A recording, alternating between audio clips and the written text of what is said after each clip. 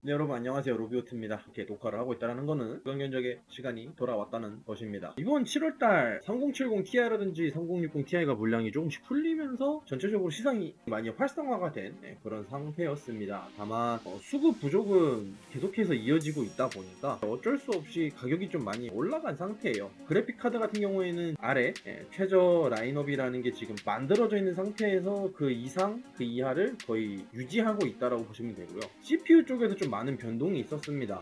라이젠 3600 같은 경우가 품절이 나면서 그 반사 이익을 통해서 인텔 5죠. i5 10세대, 11세대 제품군들의 가격이 조금 많이 올라간 상태입니다. 그렇기 때문에 전체적으로 가성비 견적을 짤 때 지난달 혹은 지지난달에 비해서 5만원에서 10만원 정도 지금 더 투자가 필요한 상태다라고만 보시면 될 것 같고요. 그리고 저가 사무용에 들어가지는 AMD 르누아르 그리고 피카소 리지 이런 쪽 제품들도 가격이 전체적으로 많이 올라가져 있는 상태이기는 합니다. 그렇기 때문에 지금 딱히 저가형으로 사무용이라든지 아니면 고가 사무용을 가정용 이런 걸 구성하실 때 딱히 좋은 메리트가 없는 상태의 가격대이다 라고만 보시면 될 것 같습니다. 빠르게 월간 견적 한번 보도록 하겠습니다. 처음에는 저가 사무용 견적이고요.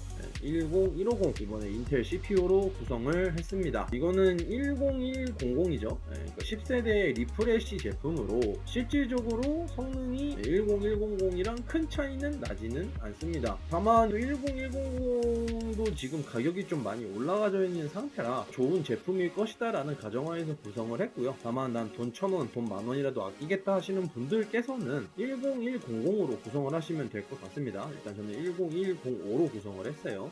여기서 만약에 나는 게임 같은 거 하시겠다 하시면은 GT1030 DDR5 메모리 들어가져 있는 거 저렴한 거 한 12만원 정도 하거든요. 이런 거 넣어주시는 거를 개인적으로 좀 추천해 드리고요. 그게 아니라 진짜 가정용이라든지 인터넷 인강듣는 용으로 사용하시겠다 하면은 충분히 활용이 가능한 견적이다 라고만 보시면 될 것 같습니다. 일단 i3 인텔 10세대 그러니까 10150 같은 경우에는 기본 메모리 인식 클럭 자체가 2666을 지원을 하고 있습니다. 그렇기 때문에 일반적인 삼성전자 메모리를 구성을 하고 굳이 H510으로 가지 않아도 H410도 바이오스 업데이트를 통해서 바로 지원을 하게끔 되어져 있기 때문에 조금 더 가성비를 구성할 수 있는 부분이다라고만 보시면 될 것 같고요. 만약 여기서 난 듀얼 모니터 사용하시겠다 하시는 분들은 H510M-1로 가시면은 HDMI 포트와 DP 포트 두 가지를 모두 다 구성이 가능하다라고만 말씀을 드릴 수 있도록 할 것 같습니다.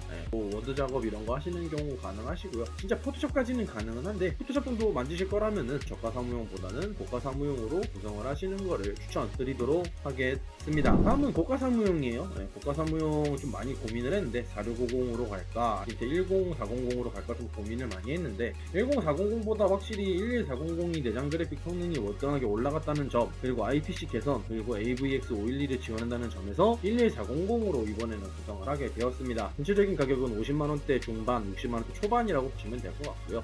11400 자체가 발열이 좀 높다 보니까 CPU 쿨러를 하나 장착을 했다는 점 참고를 부탁드리고요. 그리고 좀 더 원활하게 작업을 하시고 싶다 하시는 분들께서는 메모리를 2장 구성을 해주시는 걸 추천을 드리도록 하겠습니다. 11400 내장 그래픽으로도 롤이나라든지 뭐 메이플 스토리, 뭐 던전 앤 파이터 같은 이제 그런 저사양 캐주얼 게임까지는 충분히 돌릴 수는 있는데요. 난 게임 하실 거다 하시는 경우에는 무조건 내장 그래픽 넣어주시는 게 좋습니다. 르누아르를 쓰셔도 내장 그래픽보다는 내장 그래픽 사용해주시는 게 좋고요.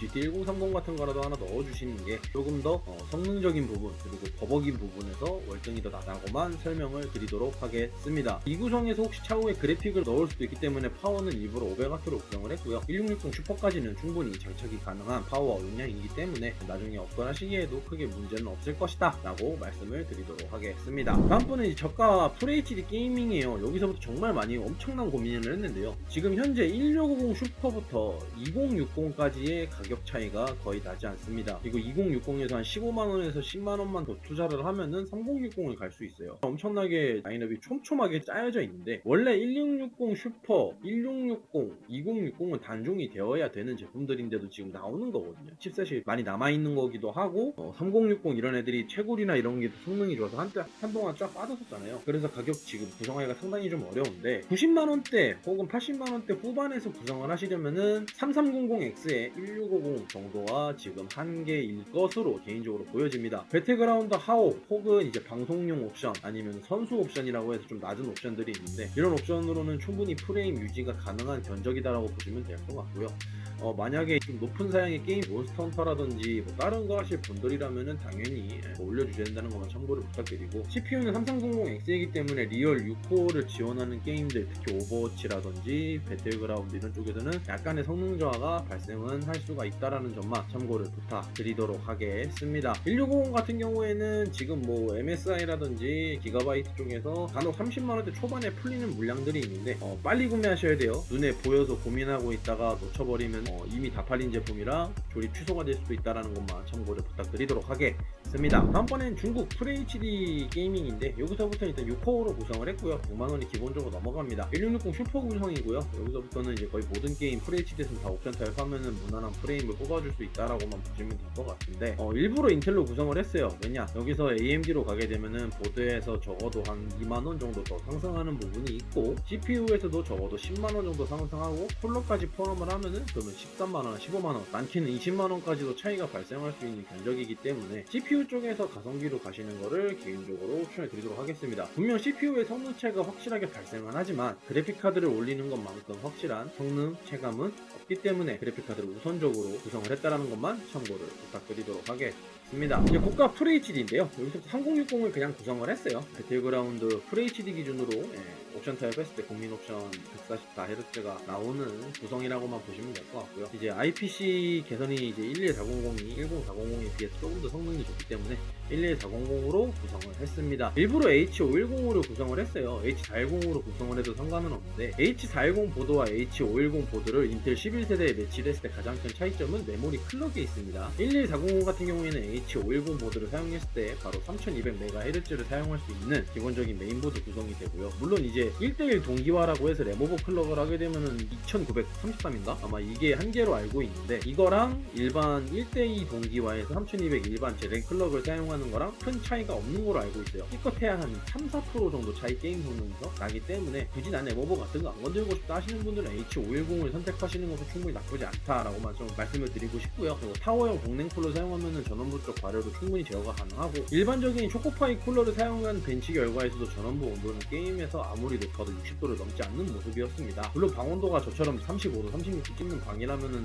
조금 문제가 될 수는 있긴 하겠지만 그렇다고 해서 70도, 80도 이렇게 올라가서 전원부 스로틀링이 걸릴 정도의 전원부 구성은 아니기 때문에 충분히 활용이 가능하다고 보여지고요. 난 그래도 여기서 레모버 클럭 하겠다 하시는 분들은 한 3만원, 4만원 더 투자해서 B560 메인보드로 구성을 하시는 거를 추천드리도록 하겠습니다. 다음번엔 저가 QHD 게이밍이에요. 3060 Ti로 구성을 했고요. 3060의 기본적인 성능이 2070 슈퍼 이상, 3080에 거의 육박을 하는 성능을 보여주고 있기 때문에 QHD에서 솔직히 말해서 거의 모든 게임 옵션 타입을 하면은 다 보드사의 플레이가 가능한 그래픽 카드다라고 저는 보고 있는 상황입니다. 일단 B450 어로스 엘리트 PC 디렉트로 구성을 했고요. SSD 같은 경우에는 B550을 가시면은 파이오코다 520이나 530 같은 PCI 같은 경우를 사용하시는 것을 추천드리고요. 왜냐? 정속도가 2배 넘게 차이가 나요. 일반 젠4에서 젠3 NVMe M.2에서 젠4로 넘어갈 때 1초, 2초밖에 차이가 안 난다고 하는데 솔직히 말씀드려서 SATA에서 NVMe M.2 PCI 3죠. 여기로 넘어가는 것도 1초나 2초밖에 차이가 안 나요. 그렇기 때문에 SATA에서 젠4를 기준으로 비교를 해봤을 때는 성능 차이가 많이 난다라고만 보시면 됩니다. 4초, 5초면 분명히 사람이 체감할 수 있는 속도 차이가 나는 거기 때문에 실질적으로 젠3는 개인적으로 이제는 보내줘야 되지 않나라고 보고 있고요. 3060 Ti는 이제 물량이 막 풀리게 했어요. 그렇기 때문에 7월 말, 8월 초 그리고 8월 중순까지는 아마 3060 Ti 물량이 좀 많이 남아돌지 않을까 봅니다. 가격은 아마 그대로일 텐데 이 물량이 계속 유지될 때 3060 Ti로 구성을 하시는 것도 나쁘지는 않을 것 같다. 만약에 이거를 AMD가 아니라 인텔 10세대로 구성을 한 경우에는 130만원, 140만원대에서도 구성이 가능한 가성비 견적이 나오기 때문에 QHD 하실 분들, 정말 싼 맛의 QHD 하실 분들은 인텔 11400이나 10400으로 구성하시는 것도 나쁘지 않다라고만 설명을 드리도록 하겠습니다.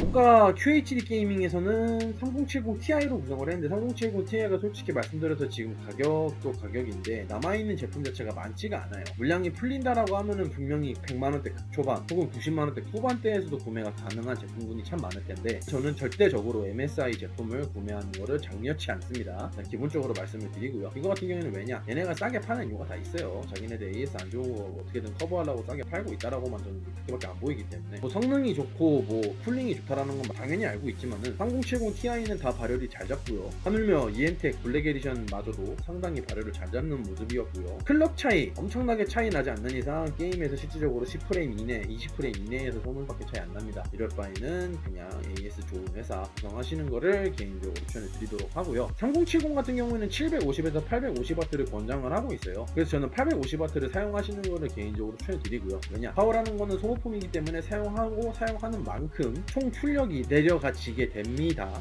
이 때문에 저는 개인적으로 파워는 조금 더 넉넉하게 구성해 주시는 게 좋지 않을까라고 봅니다. 그리고 메인보드는 제가 누누이 말씀드리는 프로피 제품이고 이번 달에 제가 많이 추천을 해드렸고 저희 견적왕 통해서 또 많이 매물이 나갔습니다. 제가 알기로는 한 30, 40개 정도 나간 걸로 알고 있는데 바이오스 건으로 들어온 거는 단 한 건도 없었다 라고만 말씀을 드리도록 하겠습니다. 마지막 4K 게이밍이에요. 일단 게이밍으로 구성을 했기 때문에 5800X를 공랭으로 구성을 했고요. 게이밍이 아니라 이거로 방송을 하겠다라고 하시는 분들은 당연히 순행 가셔야 한다는 점 참고를 부탁드리도록 하겠습니다. 순행은 적어도 푸거 아니면 에너맥스 정도의 3열 순행을 구성을 해주시는 걸 추천을 드리도록 하고요. 3080 Ti이기 때문에 파워는 1000W 이상 구성하시는 거를 개인적으로 강추드리도록 하겠습니다. 일단 게임 자체가 4K 하시는 분들은 이제 가격적인 구애를 많이 안 받으시는 분들이 많아서 이렇게 구성을 했다라고만 보시면 될 것 같고요. 가격이 많이 내려왔습니다. 3090으로 짜야 됐을 그런 시즌도 있었는데 4K 게이밍 성능 자체가 3080 Ti로도 충분히 따라갈 수 있는 걸 보여줬기 때문에 3080 Ti로 구성을 했다는 점만 참고를 드리도록 하겠습니다. 마지막으로 제가 말씀드리는 거 있죠? 렌더링이라든지 이런 이제 고급 견적들 같은 경우에는 분명히 말씀드리지만 개인적으로 쪽지를 보내주시거나 아니면 견적왕 사이트에서 물어보시는 것을 추천해 드리고요. 딥러닝 혹은 강화학습 머신러닝 쪽 물어보실 분들은 저보다는 2CPU라는 홈페이지 들어가셔서 직접 상담을 받아보시는 게 월등히 더 좋은 견적을 받아보실 수 있을 것 같습니다. 특히 매트랩 같은 것도 마찬가지고요. 이제 이번에 나왔던 PC 디렉트 사건에 대해서 제가 개인적으로 짧게 한번 좀 설명을 드리면은 저는 AS라는 거를 너무 포괄적으로 보지 말아주셨으면 합니다. 프레임적으로 대응을 했을 뿐이고 국내에 들어온 물건을 일일이 박스째 다 까서 보내면은 왜 이걸 박스 까가지고 재고품 보내느냐는 말이 나오고 그렇다고 이걸 안 보내고 보내면은 이런 상태가 발생을 하는 겁니다. 그리고 본인들도 어떤 제품이 출고가 됐고 어떤 상태의 제품인지 그리고 사진 찍어 온 거로는 당연히 파악이 안 되는 거는 맞는 거예요. 국내에서 그런 오픈마인드를 가지고 있는 업체는 엄청나게 많지 않습니다. 그런 업체라 하더라도 당연히 입고되었을 때 상태가 자기네들과 생각했던 것과 다른 경우에는 다른 말을 하는 경우가 발생하기 때문에